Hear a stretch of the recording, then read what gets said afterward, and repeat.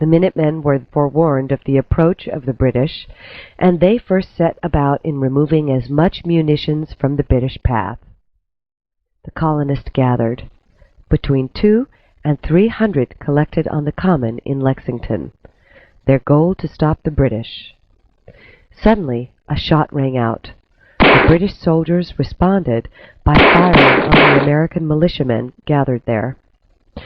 17 colonists were felled by the British bullets. If the British had retired at this point to Boston, the war might not have begun in earnest, but Gage insisted in forging on to Concord. By this time, militia from the surrounding area were gathering. British troops occupied Concord, and a detachment was sent to the North Bridge. On the far side of the bridge gathered large numbers of militia. The British in Concord set fire to some supplies. When the militia saw smoke in the sky coming from Concord, a cry went up not to allow the British to burn the town. The colonists then advanced on the British troops at the bridge. They started crossing the bridge as the British fell back. Then the British soldiers opened fire. 4 Americans fell, 2 were dead, and the Americans answered fire. 3 British soldiers fell dead, and 9 others wounded.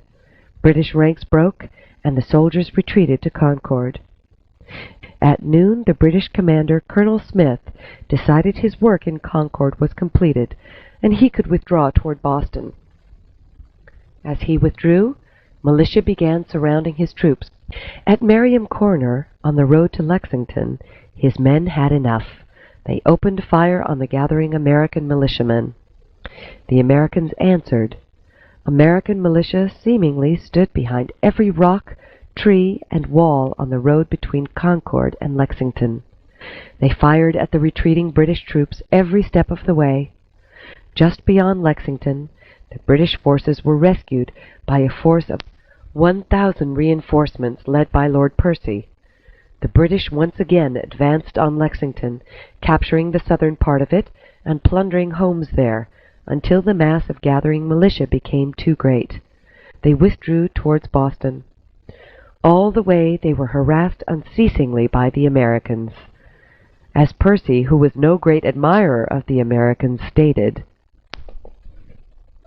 "Whoever looks upon them as an irregular mob will find himself very much mistaken, nor are several of their men void of spirit of enthusiasm, as we experienced yesterday, for many of them concealed themselves in houses and advanced within 10 yards to fire at me and other officers, though they were morally certain of being put to death themselves in an instant." The British were harassed until they crossed Charleston Neck, at which point the colonists realized that further pursuit would be suicidal. The day was over. 1,800 British regulars met some 4,000 Americans.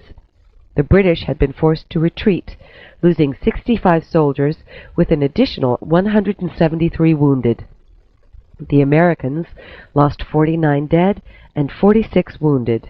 The war was on. There was no turning back.